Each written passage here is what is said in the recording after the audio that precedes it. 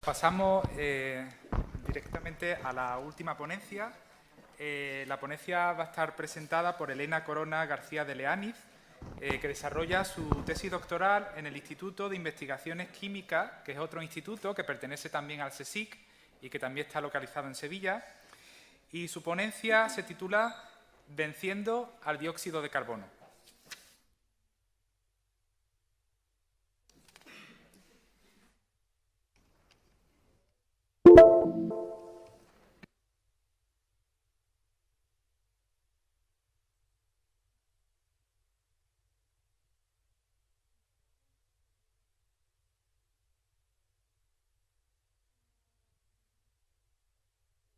Iba a pasar. Sin prisa.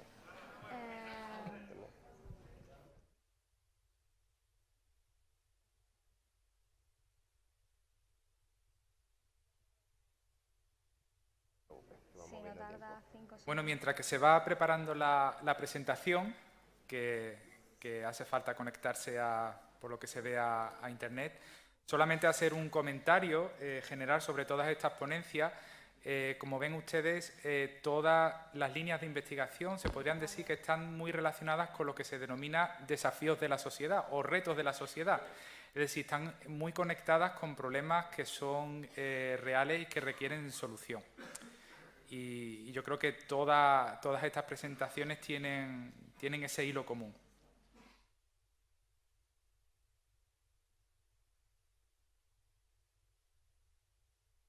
Vale, perfecto. Pues cuando quiera, Elena. Vale. Bueno, ¿se me escucha? Vale, perdón por la interrupción. Hemos intentado ponerle unas animaciones, pero no va a colar. Pues yo me llamo Elena Corona, trabajo en el Instituto de Investigaciones Químicas, que es parte del CSIC, allí en La Cartuja, bastante lejos de aquí. Y bueno, pues soy química, me gusta mi trabajo, pero si os digo la verdad, tengo una confesión que hacer. ¿Sabéis lo que yo verdaderamente quería ser de mayor cuando era pequeña? Bueno, pues yo quería ser una orca, literalmente. Y sí, es una tontería de niños pequeños y es verdad, y lo podéis pensar, pero pararse a pensarlo un momento. Pensad en vuestro animal favorito. Uno que os guste mucho si sois un poco así indecisos. ¿Nunca habéis querido ser ese animal? A ver, ¿habéis pensado cómo sería volar o cómo sería sumergirse un montón bajo el nivel del mar? Pues es que es un pensamiento lógico y es porque en realidad la naturaleza nos maravilla. Y eso también es lógico, porque lleva muchísimo tiempo perfeccionándose a sí misma mediante la evolución. Y bueno, es algo así como un Pokémon versión Pro, la verdad. Nos maravilla tanto que llevamos representándola desde el inicio de los tiempos y la representamos desde todo tipo de formas, desde los paisajes más comunes a los que más estamos acostumbrados hasta los más lejanos y los más exóticos. Los humanos llevamos tantísimo tiempo maravillados con ella que llevamos intentando entenderlo desde hace siglos, en primer lugar mediante mitos y posteriormente con el surgimiento de la filosofía. Y después esta filosofía se ramificó en todas las ciencias que actualmente conocemos y que muchos de mis compañeros pues ahora mismo estamos aquí intentando presentaros un poco. Y bueno, sí, la ciencia se encarga de intentar entender esta naturaleza, pero no es lo único que hacemos actualmente los científicos. Ahora también intentamos copiarla. Esto es una estructura que ha hecho un grupo de investigación, que es el de Neri Oxman, y me gustaría saber a qué os recuerda. Personalmente, a mí me recuerda una hoja, también recuerda a mariposa, un capullo, algo parecido, sí. Y es que está hecha de pectina y de celulosa. Literalmente, los científicos que hicieron esto fueron capaces de hacerlo recogiendo hojas del suelo y cáscara de manzana, que es un avance para todo tipo de construcciones que será bastante importante en el futuro. Y es que queremos eso, imitar esas maravillas evolutivas que se han ido generando mediante tantísimo tiempo de perfección. Y una maravilla evolutiva que os voy a presentar hoy es esta, las enzimas. Las enzimas son moléculas enormes, muy complicadas, que son capaces de realizar reacciones químicas de forma muy específica y muy eficaz. bueno, son algo así como el superhéroe de la naturaleza, básicamente. Actúan en nuestro cuerpo también y en otros organismos como fábricas y van haciendo esas reacciones químicas y nosotros, pues, por ejemplo, las tenemos en procesos de digestión, también las vemos en procesos de coagulación de la sangre, evitando así que haya hemorragias.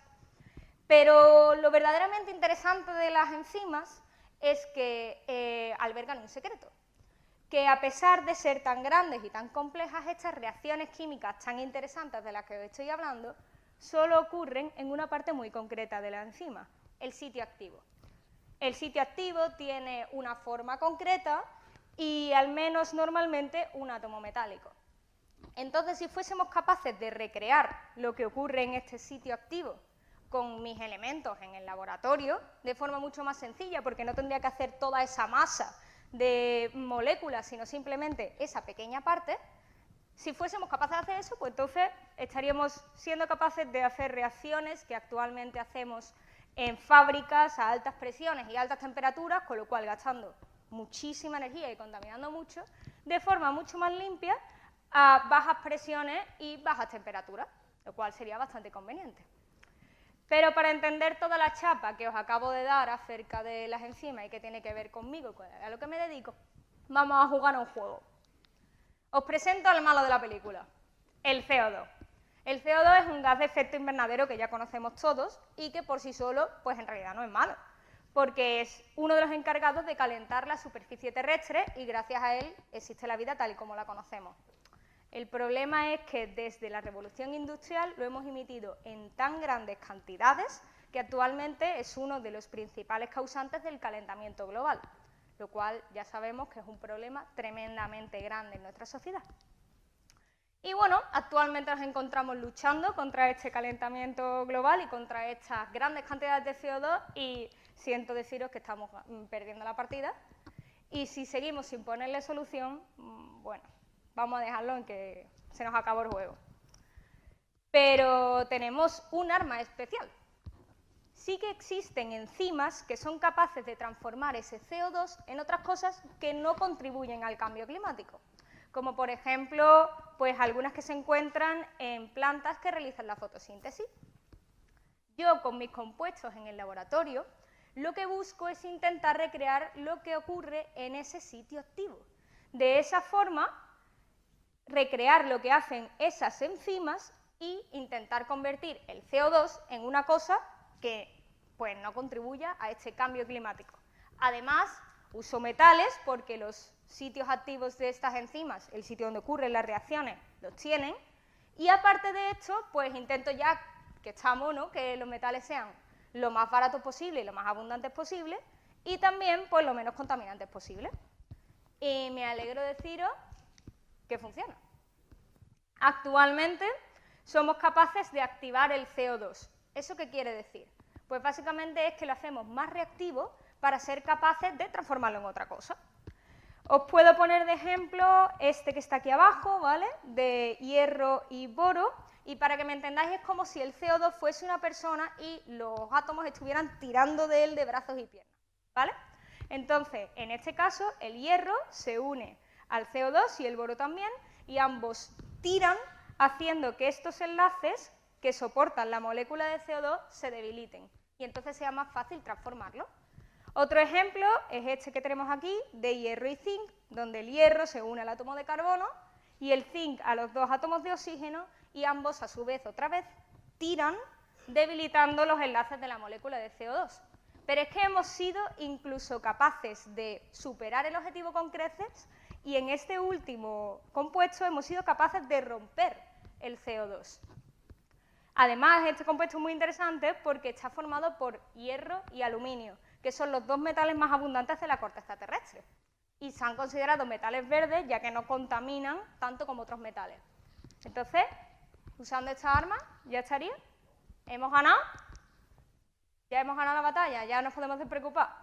Bueno, pues la verdad es que si salimos de esta parte del juego, si esto fuese todo verdad, pues yo probablemente tendría un Nobel y no estaría aquí, pero no es el caso. Existen todavía dos barreras en esto que os estoy contando. La primera de ellas es que estos compuestos que os muestro, mis compuestos, solo son estables cuando están bajo atmósfera inerte. ¿Esto qué quiere decir? Pues que usamos unos aparatos especiales y unos sistemas para asegurar que todo lo que los rodea es solo nitrógeno.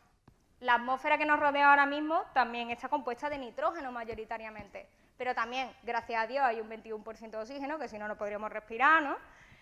También está el CO2, que es el gas que nos atañe, pero también hay otros como el vapor de agua. Y es que en presencia de oxígeno y de agua, estos compuestos, por decirlo de alguna forma, se destruyen. Con lo cual no podría yo coger ahora mismo, poner aquí un montoncito de mi compuesto y esperar que cogiese el aire de la atmósfera y quitase el CO2, porque se descompondría. Y luego otro problema es que estas reacciones no ocurren de forma catalítica. ¿Eso qué quiere decir? Pues si ponemos, por ejemplo, el ejemplo este de la molécula de hierro y de aluminio, si lo hiciese de forma catalítica, si fuese capaz de romper el CO2 de forma catalítica, tendríamos que, por cada molécula de hierro y de aluminio, seríamos capaces de romper muchísimas moléculas de CO2. Y esto no ocurre así. En este caso, la reacción ocurre 1 a 1. Esto quiere decir que por cada molécula de hierro y de aluminio somos capaces de romper una sola molécula de CO2, lo cual ya os podéis imaginar que no es muy eficiente, porque deberíamos de usar millones y millones de moléculas de hierro y de aluminio para ser capaces de atajar el problema del cambio climático. Sin embargo, todos estos avances son muy importantes para continuar en el camino de conseguir una tierra limpia, y este conocimiento es importante para ello.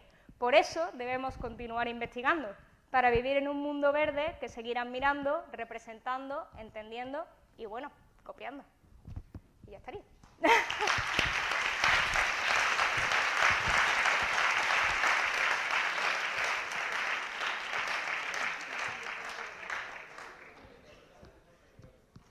Bueno, pues tenemos tiempo para algunas preguntas. ¿Hay alguna pregunta en la audiencia?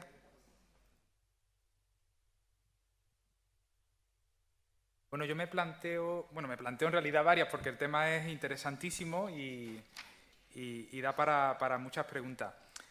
Por ejemplo, hablamos de atmósfera inerte y que en una atmósfera no inerte, pues en realidad la reacción no sería posible. Pero ¿no sería posible o es una cuestión de eficacia? ¿Sería menos eficaz? No sería posible.